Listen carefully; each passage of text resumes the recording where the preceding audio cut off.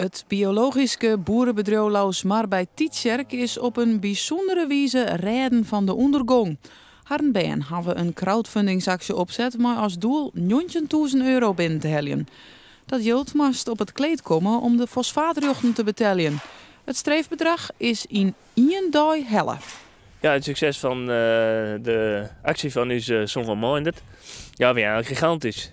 Hier heeft eigenlijk zelf wat betocht en het is er net in zo vol. Ja, we wisten wel dat het maar beter weer, maar net in dat hij zou oppakken zoeken op die manier. Maar een enorm volle reacties op hand.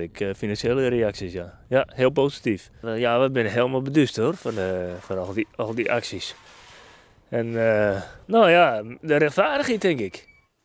Hier is het geld net bij naar krijgen, dan driegen de slacht voor 25 zeldzame Frieske reetboente en zwatboente kei.